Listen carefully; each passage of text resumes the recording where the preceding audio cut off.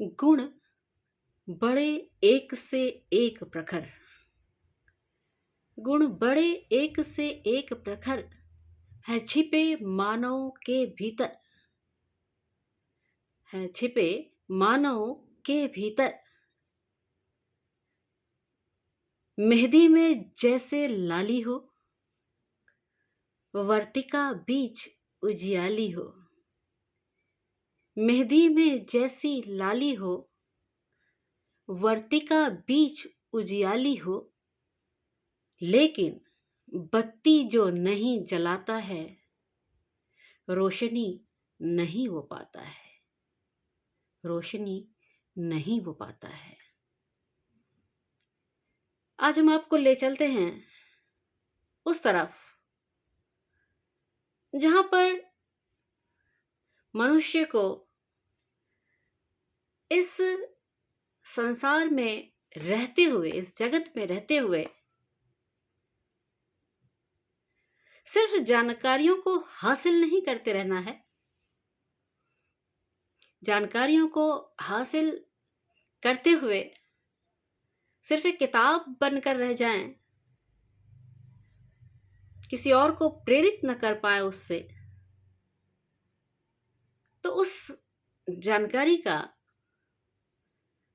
कोई भी महत्व नहीं रह जाता है।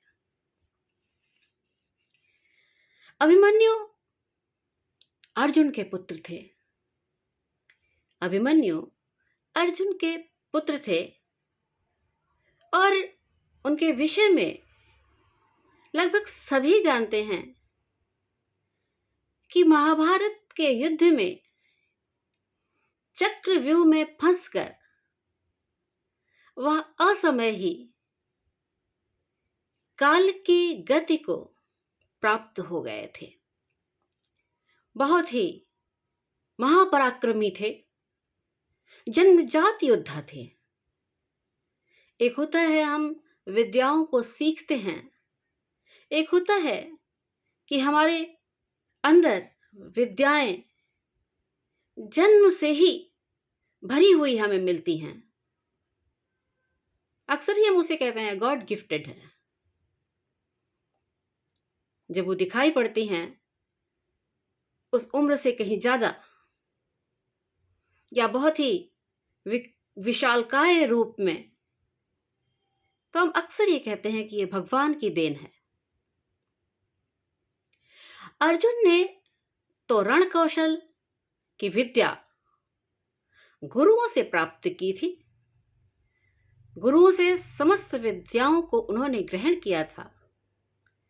लेकिन अभिमन्यु ने जिन चीजों को उन्होंने गुरुओं से प्राप्त किया था, उसे वो जन्म से ही लेकर पैदा हुए थे, उत्पन्न हुए थे। उन्हें उन विद्याओं को सीखने के लिए कभी किसी का सहारा लेने की आवश्यकता नहीं पड़ी थी। जन्म से उन्होंने सब कुछ सीख लिया था। लेकिन गलती क्या हुई थी? गलती हुई थी कि उन्होंने विद्याएं तो सीखी थी, लेकिन कभी उसके अभ्यास पर ध्यान नहीं दिया था। उन्हें पता था बहुत कुछ है उनके अंदर, बहुत कुछ है, लेकिन उस कुछ में कुछ और भी शामिल होना चाहिए, इस बारे में उन्होंने ध्यान नहीं दिया। कहते हैं कि मां के गर्भ में ही उन्होंने चक्रव्यूह के भेदन को सीख लिया था। जब उनका जन्म हुआ तो जन्म से ही वो चक्रव्यूह को भेदना जानते थे। और उन्हें और उनके पिता अर्जुन, उनको भी अपने इस महान योद्धा पुत्र पर, महान पराक्रमी बेटे पर बहुत ही गर्व था। अभिमन्यु किसी पर भी विजय प्राप्त कर सकता है। लेकिन क्या हुआ? हम जानते हैं कि उसके उस पराक्रम को देखते हुए, उसके अंदर जितनी योग्यताएं, क्षमताएं छिपी हुई थीं, उसको परखते हुए कौरव पक्ष में भी बहुत बड़े बड़े ज्ञानी पुरुष और महानतम योद्धा थे, जो जानते थे कि कमजोरी कहां छिपी हुई है। अभिमन्यु के बीच की जो कमजोर कड़ी है वो क्या है? वो विपक्ष को पता था, कौरवों को पता था। वह जानते थे कि मां के गर्भ से ही वो चक्रव्यूह को भेदने की कला तो सीख कर आया है, लेकिन वो ये भी जानते थे कि यदि उसको किसी तरह से उसमें फंसा लिया गया, चक्रव्यूह के जाल में यदि उसे किसी तरह से पूर्णतः फंसा लिया गया, तो शायद ही अभिमन्यु उससे निकल पाए। और यही हुआ। कौरवों ने जब देखा कि ये पांडु तो अविजित दिखाई पड़ रहे हैं, तो अभिमन्यु पांडवों के लिए भी एक कमजोर कड़ी था, क्योंकि सभी उसे अत्यधिक प्यार करते थे, सभी का गर्व था, वो सभी का दुलारा था, वो सब उसे जाने भी नहीं देना चाहते थे चक्रव्यूह के अंदर। लेकिन अभिमन्यु को अपने ऊपर पूर्ण विश्वास था कि वह जाएगा, चाहे बेशक उसे निकलने नहीं आता, पर वह जाकर ही इतना कुछ कर डालेगा कि चक्रव्यूह में जो समस्त सेना है वह उसका खात्मा कर देगा, और पर निकलने की तो बात ही नहीं रहेगी। जब सभी खत्म हो जाए तो चक्रव्यूह अपने आप ही टूट जाएगा। यह जो उसका भ्रम था, यह जो उसका अति उत्साह था, यह जो उसका ओवर कॉन्फिडेंस था, यह जो जिसमें अभ्यास की एक कमी थी कि विद्या पूर्णतः नहीं सीखी गई थी। कहते हैं ना, अधजल गगरी छलकत जाए, आधी घाघर थी वो, पानी पूरा नहीं भरा था, सभी को विदित था। लेकिन उस अति आत्मविश्वास ने उसको चक्रव्यूह में प्रवेश करवा ही दिया। उसने सबको मना लिया, अपने पांडव पक्ष को सबको मना लिया कि नहीं, आप लोग चिंता मत कीजिए, मैं चक्रव्यूह को भेदूंगा और दुश्मन की सेना को समाप्त करके आप लोगों के पास जीवित ही वापस लौटूंगा।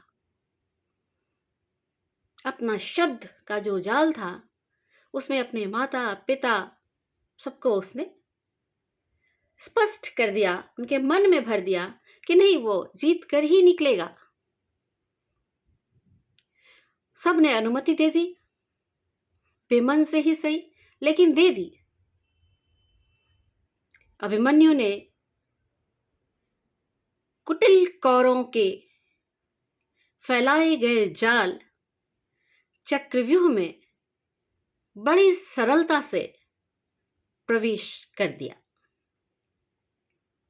18 वर्ष का वह पराक्रमी युवक, जो अति आत्म उत्साह से भरा हुआ था, उसने बहुत देर तक कौरवों के उस चक्रव्यूह में अपनी वीरता को दर्शाया। बहुत लोगों को उसने धूल चटाई, बहुत वीर गति को भी, बहुत मृत्यु को भी प्राप्त हुए। लेकिन चक्रव्यूह का जाल कुछ इस तरह का था कि समस्त योद्धाओं को पराजित करने में वह असफल रहा और एक समय ऐसा घेरा बनाया कौरवों ने कि अर्जुन चाहते हुए भी चक्रव्यूह से निकल पाने की विद्या न आने के कारण उनके उस जाल में इतनी बुरी तरह से फंसा कि अनंतो गत्वा वह वीर गति को प्राप्त हुआ। वह जीवित नहीं लौट पाया। प्रवेश तो उसने बड़ी सरलता से कर लिया था, लेकिन वापस लौटने का जो अभ्यास नहीं था कोई उसको, कभी उसने उसे सीखने का प्रयत्न ही नहीं किया था कि चक्रव्यूह वेदना तो आता है, लेकिन चक्रव्यूह से बाहर कैसे निकलना है वह इस विद्या को भी सीख ले, ऐसा उसने सोचा ही नहीं। और जिसके कारण वो अधूरी सी जो उसकी शिक्षा रह गई थी जन्म से ही, जिसे लेकर वो आया था और जिसको उसने आगे अपडेट नहीं किया, जिसको उसने आगे उसकी पूर्णता प्रदान करने की कोशिश नहीं की, वहीं पर वो मारा गया। असीम संभावनाओं से भरा हुआ भावी भविष्य होता हुआ हमारे देश का, असीम संभावनाओं से भरा हुआ वह तेजस्वी पुरुष केवल एक छोटी सी गलती से मत खा गया और अकाल मृत्यु का ग्रास बना। ये छोटी सी जो कहानी है, जो चक्रव्यूह के एक महान गाथा के रूप में आप सुनते हैं, वह सिर्फ यह थी कि उस अंधकार में खोने के बाद वह उस अंधकार से रोशनी की तरफ नहीं आ पाया, केवल अपनी जानकारी को पूर्णता न दे पाने के कारण।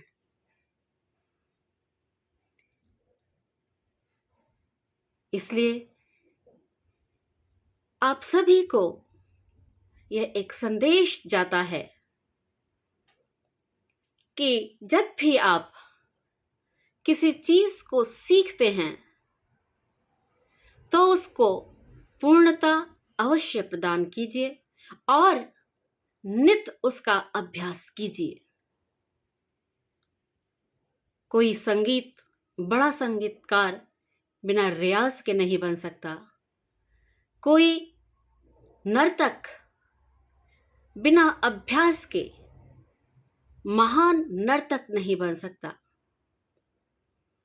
और सबसे बड़ा, आप क्रिकेट को ही देख लीजिए, इतना जब परिश्रम होता है, जो हमेशा का एक अभ्यास होता है, वही ऊंचाइयों तक ले जाता है।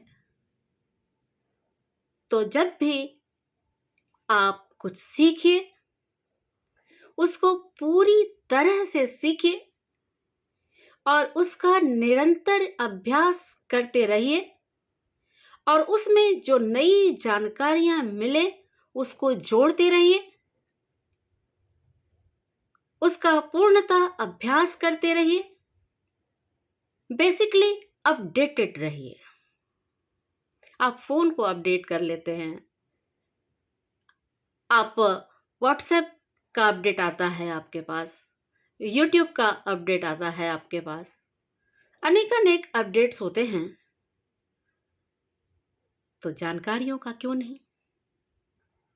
जो हमारे पास विद्या हासिल हो उसमें नित्य नई चीजों का ज्ञान प्राप्त करते हुए, उसमें अपने से भी, स्वयं से भी कुछ सीखते हुए, जोड़ते हुए, उन सब को मिलाते हुए अपनी शिक्षा को, अपनी जानकारी को एक पूर्णता प्रदान कीजिए। अपडेटेड रहिए। आज के लिए इतना ही। हमें बहुत धैर्य से आप सुनते हैं, इसके लिए मैं आप सभी की शुक्रगुजार हूं।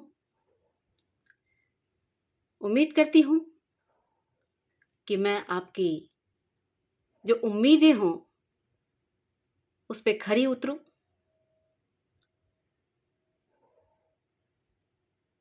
आपसे इस समय मैं इसी के साथ, इन्हीं शब्दों के साथ विदा ले रही हूँ। आज के लिए इतना ही। फिर से कहूँगी कि वीडियो को लाइक, शेयर और सब्सक्राइब अधिक से अधिक कीजिए। आप सभी को बहुत बहुत धन्यवाद और मेरा सादर नमस्कार।